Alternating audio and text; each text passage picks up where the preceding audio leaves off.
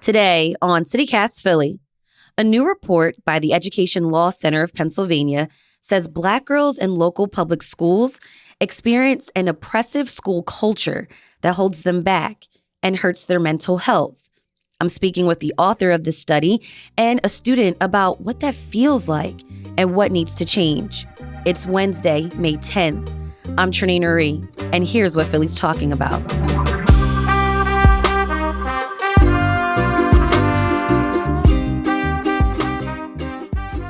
Paige Jokey, staff attorney at the Education Law Center and author of the study, We Need Supportive Spaces That Celebrate Us. And joining us is Amaya, a 12th grader from Philadelphia. Paige, I want to start with you. How are schools underserving these students? That is a great and ominous question. I think when we think about Pennsylvania schools, some context is really important. So first things first is we have a climate of inequity in every dimension of our schools. We actually have some of the most racially segregated schools in the country. We have the most economically segregated schools, and we have a funding system that was recently declared to be unconstitutional because of how discriminatory it was. Right. And that's just the funding. So we have schools where there aren't any teachers of color at all. We have schools where there are not the recommended number of counselors, where students are learning things about themselves and their culture that are oppressive. They're being pushed out of schools despite following rules at the same rates as everybody else because of discriminatory school rules and discrimination and enforcement. Our students go to schools where police are a fixture and are misused as disciplinarians. So students are arrested and then are forced to live with the collateral consequences of that and being funneled into the juvenile and adult justice systems. And we have schools that simply don't have what they need. And these realities make for a climate where we're depriving students, particularly Black girls, of the types of resources that are necessary to create environments that are conducive to learning. Okay, so Paige, who did you talk to for this study? So we co-hosted focus groups with 5 different organizations across the city that serve students and are focused on developing Black girls as leaders and as powerful advocates. Those groups are juvenile law centers. They are also Poppin, We Reign Incorporated, and Youth United for Change. And so what we did is we spoke to students who are the true experts and learned about what was going on in their schools. And then we connected what they shared with us to the larger conversation about research. Amaya, I want to bring you into the conversation. You were a part of one of these focus groups.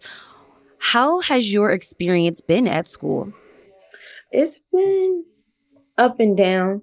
It just so happens at my school that there are now 3 Black counselors. When I was in 9th grade, there was only 1. And the teachers that I have, most of them are not Black teachers. And I remember during the focus group, one of the girls said that she never had a Black math teacher.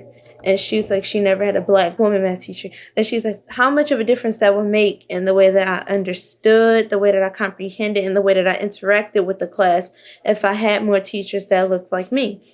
And when you're in environments where there's more Black people, and especially there's more Black women, Black girls feel more comfortable. And I know from experience, like last year, I had a teacher who was a little racist in the things that she said. And she made a comment about how HBCUs shouldn't exist because they're segregated schools. I didn't feel comfortable with talking to no one else about it except my Black vice principal, who now is gone. But when she was there, I spoke to her about it because she would have understood what I was saying. To other people, it seemed like I was just like nitpicking a little bit. But to her, she went through it before, so she knows that I'm not nitpicking, that this teacher is obviously like singling certain people out or acting a certain way because of how she feels. And that the comments that she made were not just innocent comments. They were things that were coming from bigotry and the way that she felt herself. And when it comes to the dress code, it does feel like, especially at my school, that white girls get away with more things than we do. Can I ask you a little bit about the dress code? What is the dress code? So at first it was like no excessive rips. The shorts couldn't be like too short, like booty shorts. Your skirt has to come to a certain length, no crop tops, no like midriff, which some girls put on regular shirts and just happen to show midriff. But if you have midriff showing, you're in violation of the dress code. Dresses, it's like a certain way that you can wear dresses. For example, like if it's like a dress and you just happen to have bigger boobs and the dress happens to like sink like the material like that, you might get dress coded. But if that same dress was on somebody who was flatter, less curvier, and white, they would not get dress coded. Paige, when you hear stories like this, what are your thoughts? Like, what comes to mind? Unfortunately, this is not an isolated experience. Every single one of the girls we spoke to for our focus groups was able to recount a time where they experienced anti-Black racism as a result of the dress code. And also, the attorneys who were facilitating the focus groups could relate in our own experience. Mm-hmm. What is clear is that dress codes uniquely harm Black girls because they are adultifying, and they often ban specific forms of cultural expression. Like some schools ban things like excessive parts or hairstyles that aren't neat, which are used to unlawfully discriminate against folks who wear protective styles like myself. Which are braids and Yes. twists and faux locks. Yes. Yeah. The beautiful, expansive way that many Black people choose to express their identity and culture are specifically targeted. And these dress codes also target other forms of expression. You can't wear lashes. You can't wear nails. You can't wear hoop earrings larger than the size of a quarter. You can't wear do-rags or Timberlands. And so what schools do is they will describe right around cultural boundaries. And what they will do is they will punish students. And oftentimes these punishments are expulsions, which means that a student is permanently removed for how they're showing up to school. And a lot of these rules are gendered as well. They're specifically targeting girls, which is also illegal. And they create systems of discrimination around that and a preoccupation and really hypersexualization of children's bodies, particularly Black girls' bodies. And if I could just say one thing about hair discrimination, because the Pennsylvania Human Relations Commission is clear that race is inclusive of traits historically associated with race, including hair texture and protective styles. So this type of discrimination is illegal in Pennsylvania. So if your school is doing this to you, you have rights. And what is happening is both racist and against the law. To kind of touch on what Paige said, when I went to a charter school, we had that rule where we couldn't have earrings that were bigger than a quarter. And when we did get in trouble. That's wild to me. Like, what? We got in trouble for that. In middle school, elementary school, you wouldn't have recess, you wouldn't have lunch. Like, you would get expelled for constantly, like, violating the dress code. The dress codes were going against Black girls' bodies.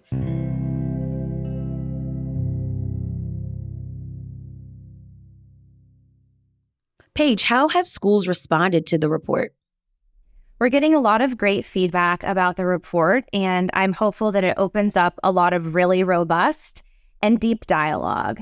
I know from my experience working on other matters where anti-Black racism has been at the forefront, I'm hopeful that we can have a lot of productive conversations about ways to create durable change.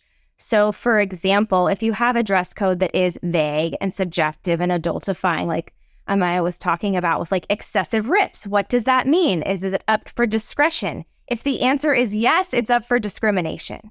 And we know in the facts that it is about discrimination. There was a great report put out by the Government Accountability Office that talks about discrimination being on a wide national scale in dress code. And so I'm really hopeful that schools will do what is necessary to create these types of environments where Black girls can thrive, that they will invest in culturally responsive curriculum, that they will champion Black teachers and Black support folks who are in schools and make it an environment where Black professionals want to go and stay, that we will have schools that are prioritizing mental health and that are being very intentional about removing police from schools and are looking at their own relationships to anti-Black racism. What would you say to critics who say, well, if you want to be in this particular school environment, you need to follow these rules? We get a lot of that.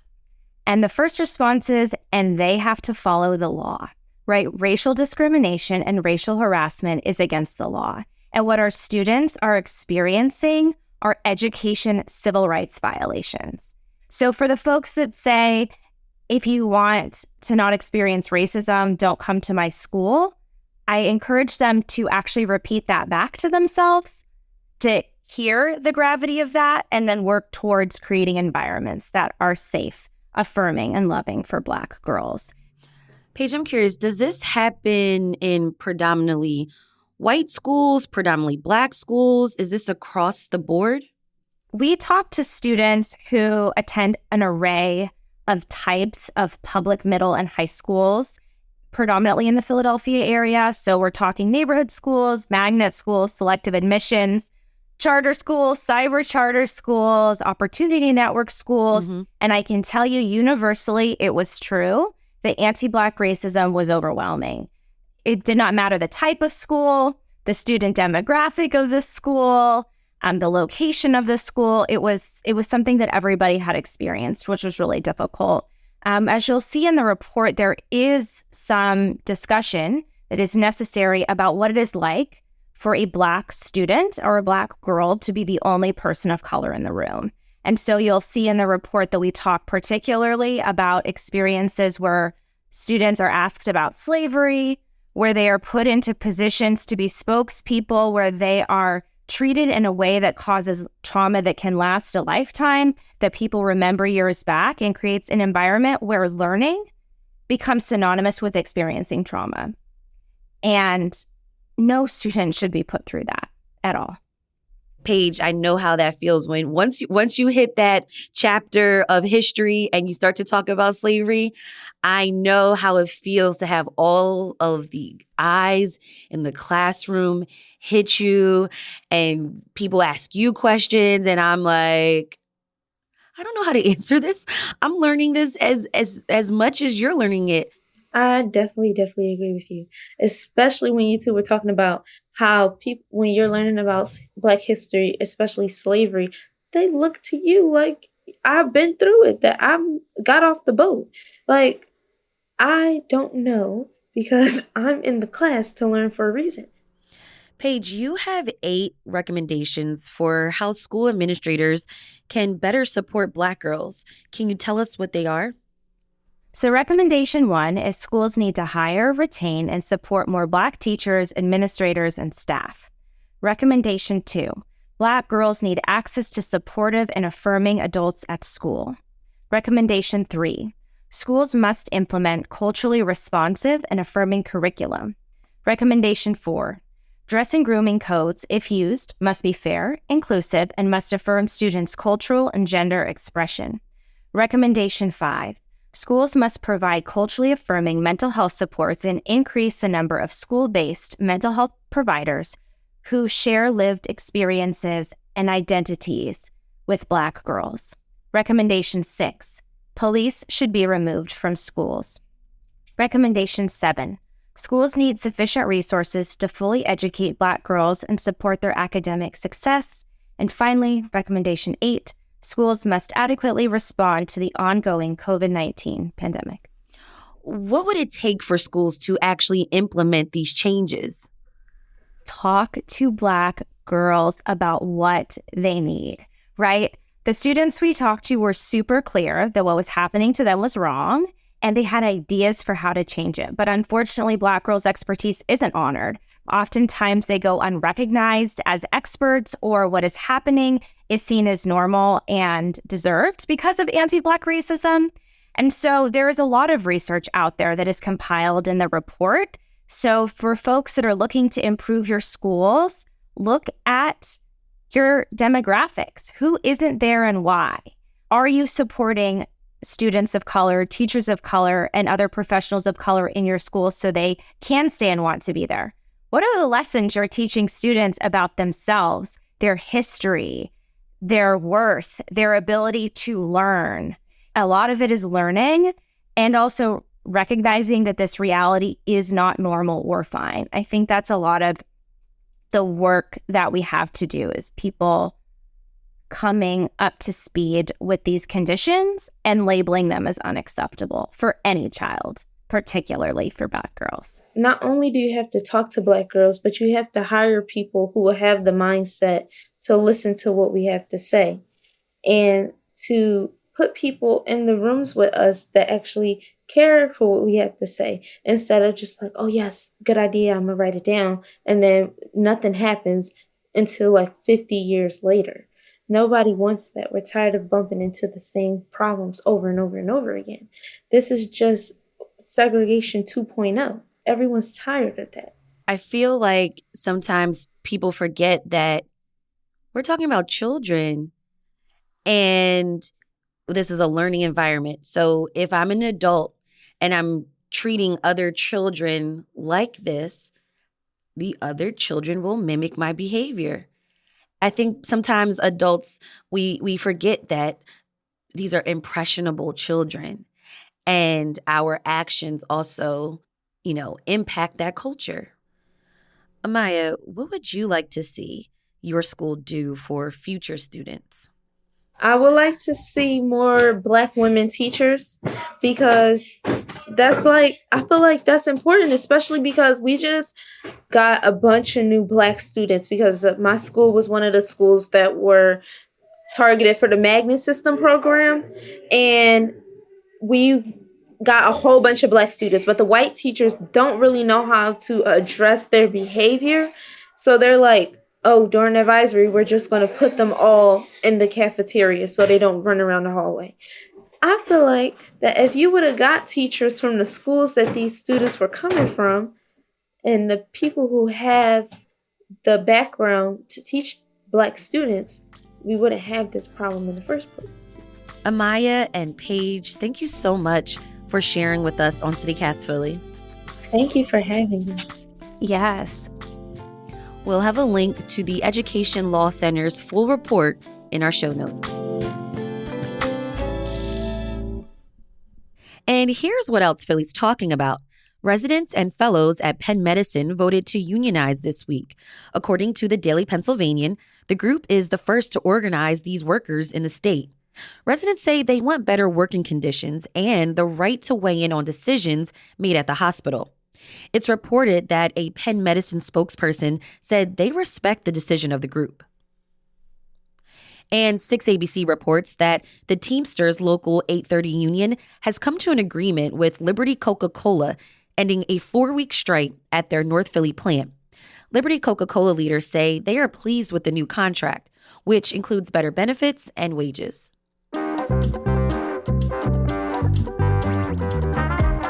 That's all for today here on CityCast Philly. If you enjoyed the show, tell a friend, rate the show, leave us a review, and hit that subscribe button. Be sure to sign up for our morning newsletter too. It's called Hey Philly.